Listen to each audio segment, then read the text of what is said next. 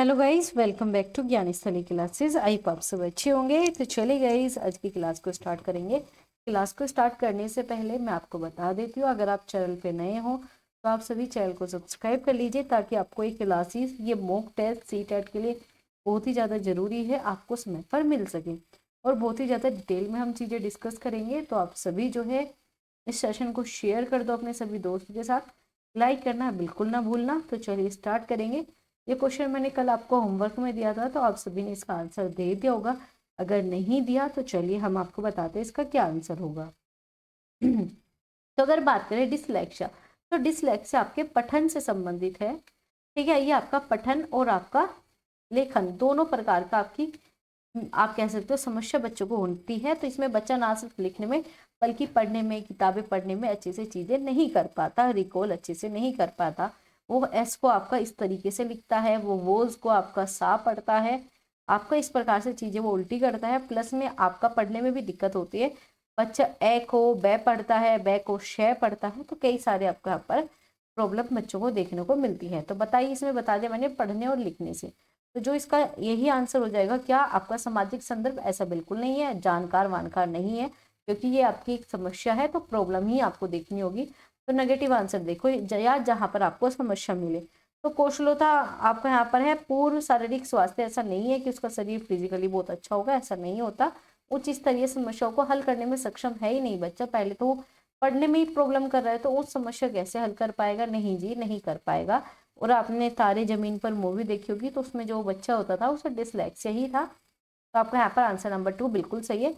बच्चा रीडिंग और writing skill जो है एनालाइज करता है, इसमें ही बच्चों को कमी या फिर प्रॉब्लम देखने को मिलती है। तो आंसर नंबर 2 बिल्कुल सही। आगे चलेंगे, चलो क्वेश्चन नंबर 16 पे चलते हैं। प्रतिकूलन परिस्थितियों और वंचित पृष्ठभूमि वाले बच्चे अधिगमकर्ताओं को संबोधित करने के लिए कौन सी प्रभावशाली नहीं है? देखो, आपको क्या करना है, इतनी लंबी राम कहानी पढ़नी नहीं है। आपसे पूछा है कौन सा सही नहीं है, आपको नोट देके पूछा है, तो जो सबसे नेगेटिव है वो ही आंसर होगा। तो चलिए देखते हैं।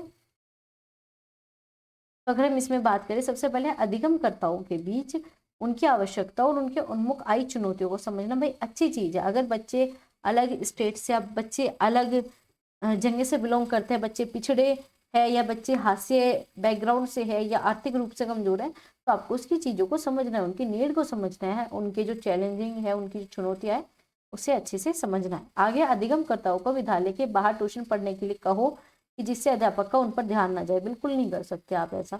और यही आंसर नंबर 3 बिल्कुल सही हो गया। आप बिल्कुल नहीं करोगे कि आपको किसी बच्चे से ऐसी प्रॉब्लम हो गई या बच्चों को आप भारे बिल्कुल भेज दो कि आप क्लास में मत आओ ताकि मेरा पीछा छूट जाए। नहीं जी, आपको टीचर बनना है, आप ऐसा नहीं कर सकते। आपके लिए सभी बच्चे एक समान है। तो यहाँ पर क्या है, सब चुनौतीपूर्ण जो भी लक्ष्य है उन्हें अभिप्रेरित करना है, बच्चों को मोटिवेट करना है।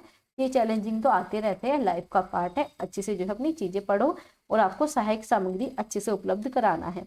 आगे है, आपको क्रियाकलाप में सहयोगी समूह बनाना है और एक दूसरे का समर्थन दोगे, प्रोत्साहित करोगे। तो ये तीनों ही पॉजिटिव था। Answer number 2, answer option number 2 ये आपका नेगेटिव था, तो आंसर आपका 2 हो जाएगा। चलिए, तो आंसर बताइए आप सभी का क्या होगा। तो इसमें पूछा है बच्चों के अधिगम में शारीरिक स्वास्थ्य और संवेगात्मक आपका संवेगिक अवस्था कौन सी है? बताइए जी। फिजिकल और इमोशनल हेल्थ के बारे में पूछा है। का कोई प्रभाव नहीं होता? ऐसा तो नहीं है जी कि कोई भूमिका ही नहीं है। हमें पता है भाई, भूमिका इंपॉर्टेंट रोल होता है। इसमें पूछा है कोई भी आपसी संबंध नहीं है। ऐसा भी नहीं है कि आप आपसी संबंध ही ना रखो। नहीं जी, कट कर दो। और आपका भूमिका नगण्य मतलब कोई रोल ही नहीं करती, ऐसा भी नहीं है जी। तो आपका यहाँ पर आंसर नंबर 2 बिल्कुल सही है, क्योंकि एकमात्र पॉजिटिव था। और आपको पता है जो आपका इमोशनल है, आपका फिजिकल है, दोनों आपस में रिलेट करते। और ये क्वेश्चन इस बार भी आपका आया था, रिपीटेड क्वेश्चन है। चलिए जी, आगे चले,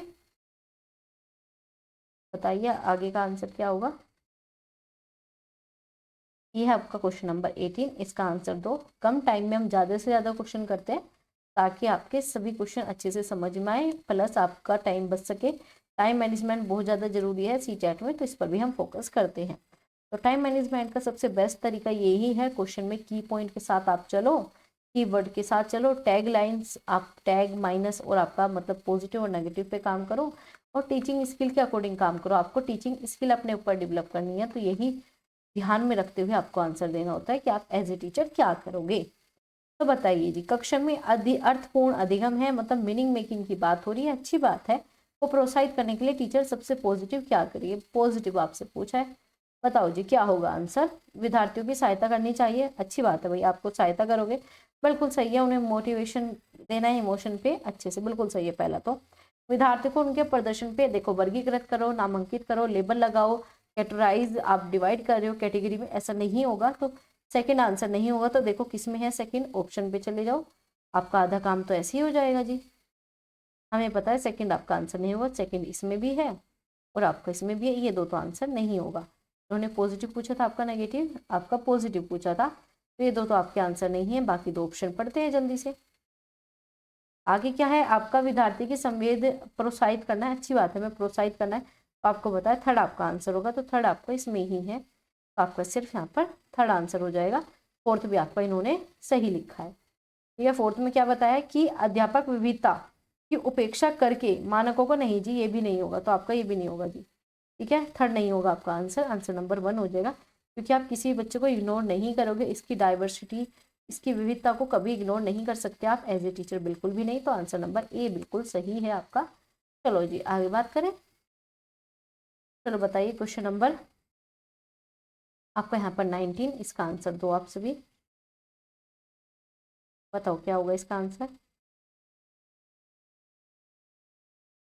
लर्निंग इजी, बताओ जी क्या होगा, लर्निंग क्या है, जटिल है, सक्रिय है, सरल है, रेखिक है, सरल है, व्यक्तिगत है, जटिल है, निष्क्रिय। आपको पता है लर्निंग एक क्या है और प्रोसेस पूछा है, प्रोसेस कौन सा है, रेखित नहीं है, एक्टिव तो है जी, निष्क्रिय नहीं है, तो ये तो ऑप्शन होंगे ही नहीं। ठीक है, जटिल प्रक्रिया आप सभी को पता है क्या है, लर्निंग एक जटिल प्रोसेस है, तो आपका फर्स्ट आंसर बिल्कुल सही है, बाकी नहीं होगा। तो बस आपका जटिल है प्लस आपका सक्रिय, तो ए आंसर बिल्कुल सही है। इस टाइप के भी क्वेश्चन कई बार आते हैं एग्जाम में, और ये आपके एग्जाम में आए हुए हैं। तो चलिए आगे का आंसर बताइए, क्वेश्चन नंबर 20, अपनी कक्षा में अर्थपूर्ण अधिगम को सुसाध्य बनाने के लिए अध्यापिका अपने कक्षा में सामाजिक, सांस्कृतिक, धार्मिक और भाषीय विविधता को क्या करेगी। अलग अलग प्रकार की आपको यहाँ पर विविधता देखने को मिल रही है, आपको डाइवर्सिटी मिल रही है, कल्चर अलग है, रिलीजन्स अलग है, आपका भाषा अलग है, लैंग्वेज अलग है, सोशल कल्चर अलग है। तो बताइए जी क्या होगा, डिसमिस आप नहीं करोगे, इग्नोर भी नहीं कर सकते, निगलेक्ट भी नहीं कर सकते, अनदेखा करोगे, ऐसे कैसे आप बच्चों को अनदेखा कर सकते हो, नहीं जी नहीं कर सकते। तो आंसर नंबर थर्ड, अंडरस्टैंड करना है, समझना है, तो बिल्कुल सही है, आंसर नंबर थर्ड बिल्कुल सही है आपका। चलो जी आगे चले, चलो क्वेश्चन नंबर 21, इसका आंसर दे दो आप। कक्षा में प्रभावी अधिगम के लिए वातावरण की रचना करनी चाहिए बजाय वातावरण के, बताइए किस वातावरण के। सहयोगिक है, प्रतिस्पर्धिक है, हमें पता है प्रतिस्पर्धिक तो हमें नहीं करना, तो एक कट कर दो। भय वाला माहौल भी नहीं करोगे, प्रतिस्पर्धा भी नहीं रखोगे, तो बताइए क्या होगा, ध्यान से बताओ क्वेश्चन क्या पूछा है, क्या आपको आंसर देना। तो इन्होंने पूछा है प्रतिभाशाली अधिगम के लिए खालिस्तान वातावरण की, मतलब पहले तो आपका यहाँ पे पॉजिटिव और यहाँ पे नेगेटिव। नेगेटिव क्या हो सकता है आपका, प्रतिस्पर्धा हो सकता है, सुसाध्य ये तो होगा नहीं, तो एक कट कर दो। आपको पता है आप प्रतिस्पर्धा कभी नहीं करोगे, तो एक मात्र सहयोगिक बनाना ये पॉजिटिव हो गया, और आपका कंपेटिव मतलब कंपैरिजन करना, प्रतिस्पर्धी, ये आपका नेगेटिव। तो आंसर नंबर ए इस प्रकार से सही हो जाएगा। ठीक है जी, समझ में आया कैसे पूछा था इन्होंने ये पूछा कि प्रतिभाशाली अधिगम के लिए कौन सा पॉजिटिव है और कौन सा आपका नेगेटिव है, ये पूछा। तो पॉजिटिव आपका सहयोगिक है, प्रतिस्पर्धिक आपका नेगेटिव है। चलो जी आंसर नंबर 22, इसका आंसर दो आप सभी, क्या पूछा है, प्रतिभाशाली पूछा है, सबसे बेस्ट पूछा है, बस ध्यान रखो पूरी राम कहानी नहीं पढ़नी होती, बस ये देखो पूछा क्या है, पॉजिटिव पूछा है नेगेटिव, पॉजिटिव पूछा है तो पॉजिटिव आंसर दोगे। पाड़ उपलब्ध कराना, पाड़ वही जो मैंने बताया, स्कैप फोल्डिंग, या फिर आपका मचान, या फिर आपका प्यार, आपका वाई गोस की साहब, या फिर आपका जेड पीडी, ठीक है, zone of proximal development, Z PD. तो बताइए, हमें बताया पाठ उपलब्ध करानी है, हेल्प बच्चों को देनी है, जिससे बच्चा क्या करे, अच्छे से जो है नया कौशल सीख सके, तो ये ही आपका बेस्ट हो गया। बाकी भी देखेंगे, ज़्यादा काम को नहीं, बल हमें नहीं देना जी, फोर्स बच्चे को आप कर ही नहीं सकते, बच्चे तो बड़े प्यारे होते हैं, ऐसे कैसे फोर्स कर दोगे, ईजी काम दे दोगे बच्चा उग जाएगा, ज़्यादा ईजी काम दोगे। प्रतियोगिता, प्रतियोगिता नेगेटिव पॉइंट है, हमने कट कर दिया। ठीक है, अपॉर्चुनिटी देते अच्छी बात है, लेकिन किस चीज़ की दे रहे हो, कॉम्पिटिशन की दे रहे हो, गलत है भाई। ठीक है, तो बस आपका यहाँ पर क्या हो जाएगा, आंसर नंबर 1 बिना किसी डाउट के सही है। क्या हो गया, आंसर नंबर 1 आपका सही होता है। आगे चले, चलो जी बताइए क्वेश्चन नंबर 23 का आंसर। अच्छे से बताना है इसका आंसर आप सभी को। बच्चों में चिंतन के विषय में निम्नलिखित में से कौन सा कथन सही नहीं है। आपको नोट को देख के आंसर देना है, नोट को। ओके जी। बच्चे अपने आसपास के विविध घटनाओं के बारे में स्वयं अपने सिद्धांतों की रचना करते हैं। अच्छा, ये भी ठीक है भाई, बच्चे विभिन्न प्रकार की, तो पॉजिटिव है, ये तो आंसर नहीं होगा, हमें नेगेटिव ढूंढना है। बच्चे स्वयं के प्रति स्वयं नहीं सोच सकते, अध्यापक की मूल भूमिका उन्हें जानकारी उपलब्ध कराती है। ऐसा नहीं कह सकती बच्चा खुद से सीख ही नहीं सकता, बच्चा चिंतन करता है, बच्चा भी चिंतन करता है। प्याजी जी कहते हैं कि बच्चा भी उतना ही चिंतन करता है जितना एक वयस्क या फिर बड़ा आदमी करता है। तो 2 बिल्कुल सही हो जाएगा, क्योंकि गलत पूछा था, बाकी सब पॉजिटिव है। सक्रिय रूप से करना, अन्वेषण कर रहा है बच्चा, और जिज्ञासु बन रहा है, क्यों आपका क्यूरियोसिटी बच्चे के अंदर है, तो कि आपके बहुत ज़्यादा पॉजिटिव हो जाता है जब बच्चा चिंतन करता है। तो ये सब आपके पॉजिटिव थे, लेकिन आपका नेगेटिव यही था, तो आपका सेकंड आंसर हो जाएगा। चले आगे जी। चलो जी, क्वेश्चन नंबर 24। बच्चों में विद्यालय में असफल होने के क्या कारण है। बच्चों का विद्यालय में असफल होने का कारण, याद रखना, बच्चे कभी नहीं होते। अगर बच्चे खुद से कितनी भी गलती कर ले, कभी भी आंसर में बच्चों की गलती निकाल के नहीं आओगे। अगर आपने बच्चों की गलती निकाल दी तो आपका 1 नंबर गया। सीटेट कभी नहीं मानता बच्चों की गलती, सीटेट मानता या तो विद्यालय अच्छा नहीं था या टीचर अच्छे नहीं थे। तो ये प्रस्तावित करता है कि अधिगम बच्चों के अंदर सामर्थ्य नहीं है। ऐसा बिल्कुल नहीं है, बच्चे सामर्थ्य था बच्चे के अंदर, कैपेबल थे बच्चे, लेकिन नहीं सीख पाए। निष्कर्ष ये बताता है कि बच्चों की आवश्यकता व रुचि का समर्थन नहीं है। ऐसा नहीं है कि भाई विद्यालय इन बच्चों की आवश्यकता तथा रुचि की पूर्ति, देखो यहाँ पे किसकी गलती निकल गई, विद्यालयों की, तो ये सही हो सकता है। बाकी देखेंगे, इन बच्चों में अनुवांशिक पैदाइशी की कमी थी, ऐसा आप कहोगे नहीं जी, इन्हें विद्यालय से निकाल दो, ऐसा कभी नहीं कहोगे भाई। ये सूचित करता है कि नहीं, अभिभावकों की भी गलती नहीं है, गलती है स्कूल की। स्कूल वालों ने अच्छे से उनकी रुचि को नहीं देखा, उनकी नीड्स को नहीं देखा। तो यही आपका यहाँ पर आंसर नंबर 2 बिना किसी डाउट के सही होना चाहिए आपका। ठीक है, आप मुझे लास्ट में बताना आपके कितने क्वेश्चन सही थे। किसी क्वेश्चन में कोई डाउट होगा तो आप मुझे बता देना कमेंट करके, आपको हमेशा रिप्लाई मिल जाएगा आपको। चलो, समूह में एक दूसरे को पढ़ने और सहायता करने से क्या है, बताइए जी क्या होगा इसका आंसर। बच्चे स्वयं चिंतन करने की आपका अपेक्षा कर देते हैं। अच्छा जी, संज्ञानात्मक उच्च स्तर पर होता है, हो सकता है। आगे देखेंगे, आपका भ्रांति उत्पन्न करता है। ऐसा नहीं है कि कंफ्यूजन होंगे या मिस कॉन्सेप्ट होंगे, ऐसा नहीं है, ये चीजें डेवलप नहीं होती। अगर बच्चे एक साथ पढ़ रहे हैं, ग्रुप टीचिंग बहुत ज्यादा पॉजिटिव होती है, इससे बच्चा एक दूसरे के बारे में सीखता है, लर्निंग प्रोसेस और ज्यादा इनहेंस होता है। तो ध्यान भंग होता है, ऐसा नहीं है जी, ये भी कट कर दो।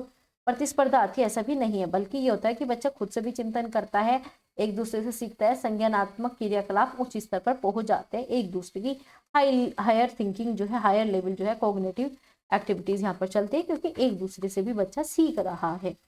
तो आंसर नंबर 1 बिल्कुल सही है। आगे चलते हैं भाई, बताइए क्वेश्चन नंबर 26, इसका आंसर आप सभी को देना है, जल्दी से दीजिए।